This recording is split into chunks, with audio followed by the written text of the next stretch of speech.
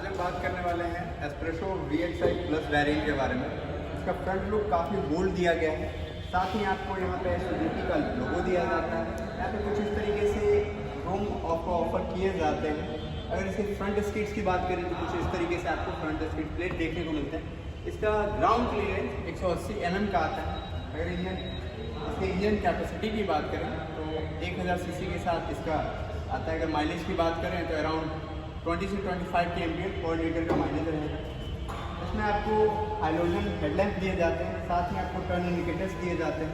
अगर मैं इसके साइड प्रोफाइल की बात करता हूँ तो कुछ इस तरीके से आपको इसका साइड प्रोफाइल देखने को मिलता है, जिसमें आपको 14 इंच के स्टील व्हील के साथ ऑफर किए जाते हैं। यहाँ पे कुछ इस तरीके से आपको इंडिकेटर दिया जाता है। ORVM इसके इलेक्ट्रिकली एडजस्टेबल है। साथ ही अगर मैं इसके फ्रंट साइड प्रोफाइल की बात करूँ तो कुछ इस तरीके से आपको मिनी SUV की जैसे देखने को मिलती है। यहाँ पे आपको एक स्किड प्लेट्स लगवाने पड़ेंगे, अंडर स्किड्स भी आप लगवा सकते हैं। साथ ही आपका अगर मैं बात करता हूँ इसके पीछे की कुछ इस तरीके से आपको बैक प्रोफाइल देखने को मिलता है। यहाँ पे भी आपको एक सुजुकी का लोगो मिल जाता है। इसकी सबसे खास बात है कि मिनी SUV है। इसका ग्राउंड क्लियरेंस इसका एक बहुत बड़ी खासियत है, 180 mm का इसका ग्राउंड क्लियरेंस है। इसमें सिल्वर स्किड प्लेट्स आप लगवा सकते हैं, साथ ही यहाँ पे क्रोम लगवाने का आपको ऑप्शन दिया जाता है।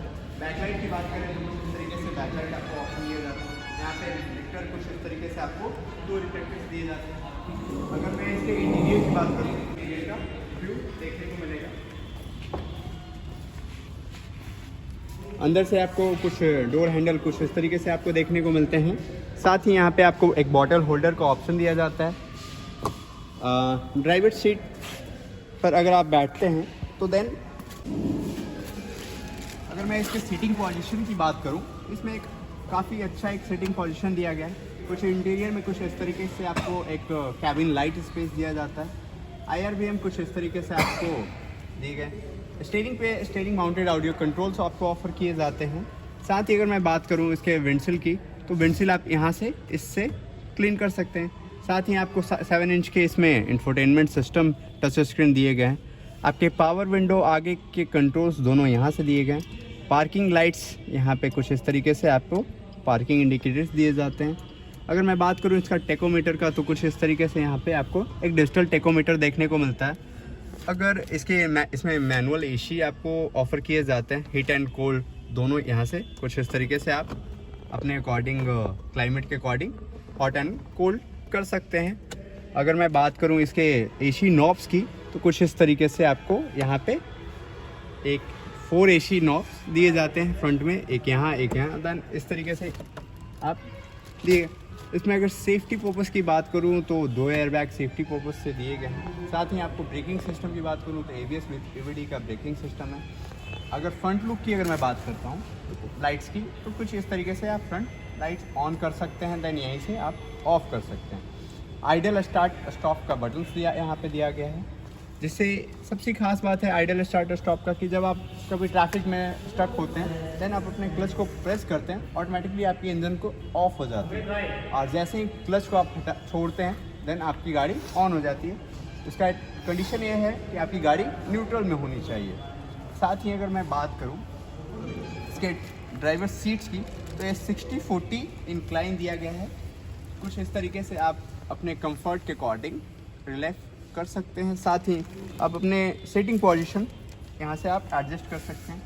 5 मैनुअल ट्रांसमिशन के साथ एक गाड़ी आती है, और इसमें कुछ गियर नॉब इस तरीके से आपको ब्लैक में ही ऑफ़र किए जाते हैं। यहाँ पे आपको 12 वोल्ट के चार्जिंग सॉकेट का ऑप्शन दिया जाता है। ऑक्स एंड USB केबल्स आपको कुछ इस तरीके से यहाँ पे आपको ऑप्शन दिए गए हैं। अगर मैं इसके ग्लोब बॉक्स की बात करूँ तो कुछ इस तरीके से आपको ग्लोब बॉक्स ऑफर किए जाते हैं, जो कि एक सफिशिएंट स्पेस मानी जाती है। अगर मैं इसके को ड्राइवर सीट्स की बात करूं तो कुछ इस तरीके से आपको देखने को मिलता है। साथ ही आपको को ड्राइवर सीट्स के गेट पे बॉटल होल्डर्स का ऑप्शन दिया जाता है। कुछ इस तरीके से आपका यहाँ पे अगर देखेंगे तो एक सनसेट्स दिए गए हैं कुछ, और यहाँ पे आपको एक ड्राइवर के पास भी एक सनसेट्स का ऑप्शन दिया जाता है कि जब आप ड्राइव कर रहे हैं और धूप से अगर आपको प्रोटेक्शन चाहिए तो कुछ इस तरीके से आप इसको आप अपने अकॉर्डिंग एडजस्ट कर सकते हैं। अगर मैं इसके सिटिंग पोजीशन की बात करूं तो सेकंड रो में भी अगर मैं ड्राइविंग सीट्स को अपने हाइट के अकॉर्डिंग एडजस्ट करता हूं, देन ये हमारा एडजस्टेबल है। देन मैं इस तरीके से यहाँ पे ड्राइव कर सकता हूँ। और अगर मैं इसके सेकंड रो में जाके बात करूँ तो कुछ इस तरीके से देखता हूँ एक रुक कितना एक इनफ है या नहीं। अगर मैं इसके सेकंड रो में बैठता हूँ तो एक सफिशिएंट स्पेस बचता है हमारे लेग सपोर्ट के लिए और अच्छी स्पेस बनती है। इसमें आपको बैक रो में आपको पावर विंडो ऑफर नहीं किए जाते हैं, मैनुअली कुछ इस तरीके से आपको रोटेट कर ही विंडो के ग्लास को नीचे और ऊपर करना पड़ सकता है। साथ ही अगर मैं बात करूं इसके बूट स्पेस की, तो बूट स्पेस खोलने के लिए आपको आगे से एक्सेस करना पड़ सकता है कुछ इस तरीके से।